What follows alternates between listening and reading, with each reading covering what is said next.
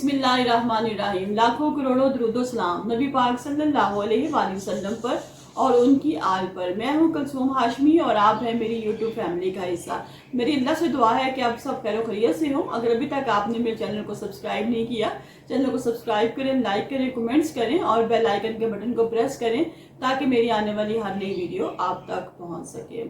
कब्रिस्तान में गोरकन जब सुबह उठता है तो देखता है कि एक बहुत बड़ी लोहे की पेटी पड़ी है जिसको के बहुत बड़ा ताला लगा हुआ है। वो समझता है कि शायद इसमें कोई हीरे जवाहरात या कोई डॉक्यूमेंट्स हैं जो पड़े हुए हैं यहाँ पेटी में, और उस पर बहुत बड़ा ताला लगा है। जब वो ताला खोलता है तो देखता है कि अंदर एक खतून की लाश पड़ी है जिसका मुंह, हाथ, पाँव टेप से बने हुए हैं और इसकी जो लाश है वो गोल रोल की शक्ल में बनाकर पेटी के अंदर रख दी गई है। इसकी क्या वजूहात हैं, किसने उसको मारा, उसकी दुश्मनी किससे थी, इसका दुश्मनी के वजह से मारा गया, इसका किसी के साथ कोई अफेयर था, इसके क्या रीज़न थे, ये मैं आपने इस व्लॉग में आपको बताऊंगी। हुआ कुछ यूँ नाज़रीन कि कराची में एक कब्रिस्तान है साइड एरिया वाली साइड पे। उस कब्रिस्तान में गोरकन है, वो जब सुबह सो के उठता है तो देखता है कि एक संदूक पड़ा है, बहुत बड़ा सा लोहे की पेटी टाइप से। हम कहते हैं पहले घरों में लोग इसमें बिस्तर वगैरह रखने के लिए इसको इस्तेमाल करते थे। वो पड़ा है, वो बाहर आके देखता है तो कहता है कि ये संदूक पड़ा है, इसको एक बहुत बड़ा ताला लगा हुआ है। मैं भी पता नहीं इसमें क्या है, इसमें कोई हीरे जवाहरात भी हो सकते हैं, कोई बहुत कीमती सामान भी हो सकता है, कोई डॉक्यूमेंट्स भी हो सकते हैं, पता नहीं कोई भी चीज़ है। वो कहता है कि मैं इसको देखता हूँ कि इस पेटी के अंदर क्या पड़ी है जो कोई कब्रिस्तान में रख गया है। वो पकड़ता है हथौड़ा, उसकी मदद से ताले को तोड़ता है। जब वो ताला तोड़ता है तो देखता है ढक्कन उठाकर, तो वो खुद बहुत हैरान परेशान हो जाता है कि क्या इसमें क्या देखता है। वो देखता है कि एक औरत है जिसको कपड़े में लेटा गया है, उसके मुंह के ऊपर टेप लगी है, उसके हाथों को टेप से बांधा गया है, उसके पैरों को टेप से बांधा गया है और उसकी लाश को रोल करके पेटी के अंदर बंद करके तो ऊपर से संदूक को ताला लगा दिया गया है और उसको कब्रिस्तान में रख दिया गया है। वो बड़ा परेशान होता है, कहते हैं कि वल्लाह ये क्या आलम है कि इस वक्त एक औरत है जिसकी उम्र को 40-45 साल की है, उस औरत की लाश पड़ी है। वो फौरन से पहले पुलिस स्टेशन फोन करता है। कराची के साइड एरिया का ये है, वाकया है कब्रिस्तान का, और वहीं पास इसको थाना लगता है। जैसे ही वो गोरकन इतला करता है वैसे ही पुलिस वहां पे पहुंच जाती है। पुलिस आके देखती है एक औरत की लाश। वो कहता है, गोरकन से पूछता है कि भाई रात को जब तुमने किसी किस्म की कोई आवाज़ देखी, किसी को भागते देखा, किसी लड़कों की, किसी बंदों की तुम्हें आवाज़ें आई, जब ये सारा वकूआ हुआ तुम कहाँ पे थे? गोरकन ने कहा कि सर ये कब्रिस्तान है और हमारा घर मोस्टली कब्रिस्तान के अंदर ही कच्चा पक्का सा उनका एक कमरा सा होता है जिसमें वो लोग रहते हैं, क्योंकि कोई पता नहीं होता कि मौत का कौन सा वक्त है, किस वक्त हमें कब्र खोदनी पड़ जाती है। तो हमारे जो घर है वो अंदर ही है। मैं सोया हुआ था, मैं जब सुबह सो के उठा, मैं बाहर आकर देखा तो मुझे ये एक संदूक सी पेटी सी मिली। तो मैंने कहा शायद इसमें पता नहीं क्या हो, इसमें बहुत कुछ मेरा ज़हन में था कि शायद कोई डॉक्यूमेंट्स होंगे, कोई हीरे जवाहरात होंगे, कुछ भी होंगे। लेकिन जब मैंने इसको खोला तो मुझे ये एक लाश मिली है सर, और मैंने आपको इत्तला कर दी है कि आप आएँ देखें कि लाश एक औरत की है जिसपे बहुत तशद्दुद किया गया है। इसके मुंह को टेप से बांधा गया है, इसके हाथों को टेप से बांधा गया है, इसके पैरों को टेप से बांधा गया है और उसके जिस्म पे काफ़ी किस्म के तशद्दुद के निशानात हैं। तो मैंने सब कुछ देखने के बाद आपको कॉल कर दी। अब वो जो एसएचओ साहब हैं, उनका नाम जावेद अख्तर है, वो जो वहाँ के एसएचओ हैं, वो वहाँ पे मौके पर जब पहुँचते हैं तो तमाम सूरत हाल का जायजा लेते हैं, गोरकन से भी सवाल करते हैं। वहाँ पे और भी बहुत से लोग होते हैं, मीडिया वाले, वो भी उनसे पूछते हैं। वो भी वहाँ पहुँचे थे, वो भी वहाँ उनसे पूछते हैं कि सर ये सारा वाकया क्या है।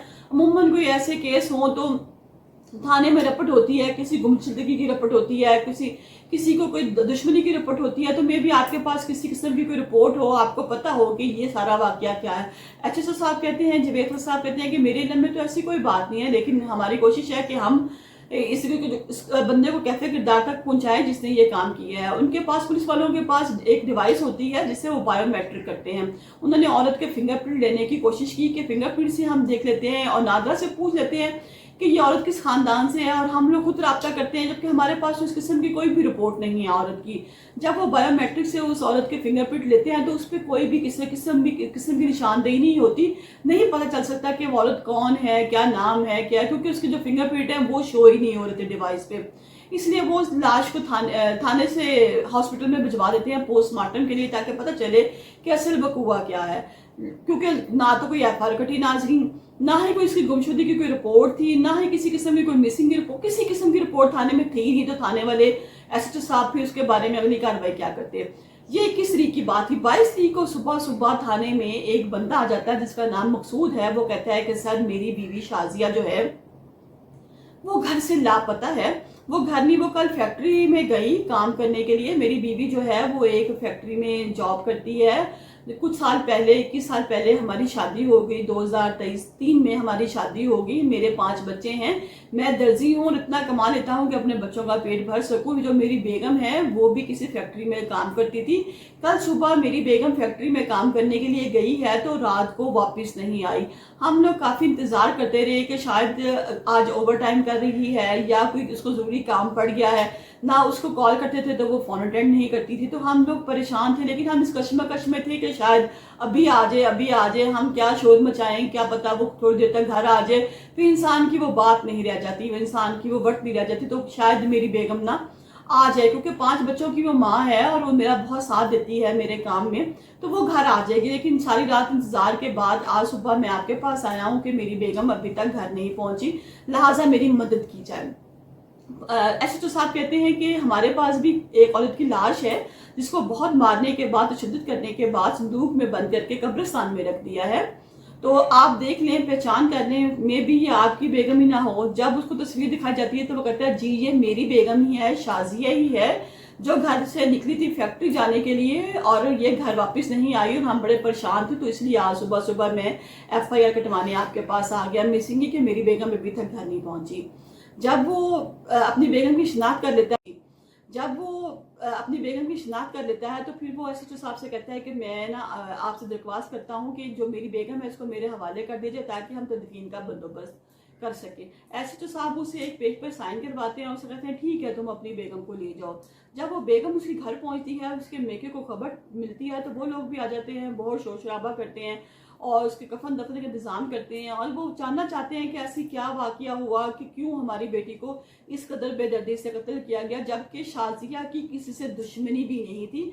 शाजिया का ना किसी से कोई लेन देन का तकाजा था, ना दुश्मनी थी। पुलिस वालों ने भी उससे पूछा, बहुत से उसके मियाँ से सवाल किए गए कि तुम्हारी बेगम की किसी से कोई दुश्मनी, कोई पर्सनैलिटी क्लैश, कोई लेन देन का तकाजा। तो उसने कहा कि मेरी बेगम का इस किस्म का कोई भी तकाजा नहीं था किसी के साथ, ना उसकी कोई दुश्मनी थी। बस हम दोनों मियाँ बीवी अपने और अपने बच्चों का पेट भरने के लिए कमाते थे, लिहाजा शाजिया की किसी से दुश्मनी नहीं है। तो आप प्लीज़ मेरी बेगम को ना मेरे हवाले कर दें।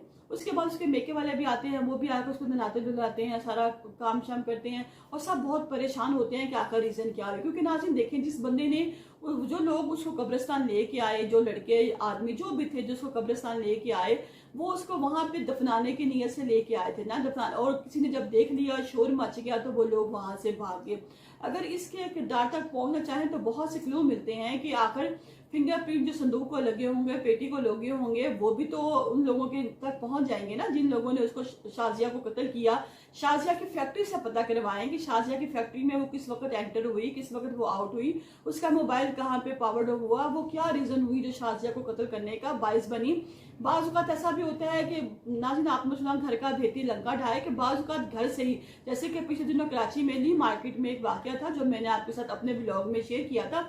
वहाँ पे भी 4 औरतों को, जिसमें माँ थी, बहन थी, बेटी थी और भांजी थी, जिनको गले काट के कत्ल कर दिया गया, जिसके पीछे मैंने आपको बताया भी था कि उनके बेटे के हाथ पे कट का निशान है और उनका बेटा ही था जिसने इन सब लोगों को मारा और कहा कि जी मैंने गलत के नाम पे अपने घर वालों को कत्ल कर दिया गया है, कि जो मेरी बहन थी वो टिकटॉक बनाती थी गलत किस्म के, इसलिए गलत में आके लड़के मुझे दिखाते थे कि देख तेरी बहन ये कर रही है, तेरी बहन ये कर रही है, तो मैंने अपनी बहन को मार दिया और उस कत्ल को छुपाने के लिए नाज़रीन से 3 लोगों को और मार दिया जो कि बेगुनाह थे, बेकसूर थे, उन लोगों को भी मार दिया। तो यहाँ पे भी जो पुलिस है उसे दरखास्त है कि वो इस वाक़े की पूरी छानबीन करे और देखे कि आखिर शाजिया को इतनी बेदर्दी के साथ उसका हाथ, मुंह और जो पैर है रस्सियों से बांधने के बाद कत्ल किया गया और फिर उसकी लाश को लपेट के संदूक में रखकर कब्रिस्तान में दफनाने के लिए ले गया है। जिन्होंने माना था वो उसको कहीं और पे भी फेंक सकते थे ना, लेकिन उन्होंने बाकायदा एक संदूक लिया, संदूक में शाजिया की लाश को रखा और फिर उसको कब्रिस्तान लेके दफनाने के लिए। लेकिन वहां पे जब पता चला कि शायद कोई आ गया होगा, कोई अफरा तफरी का आलम होगा,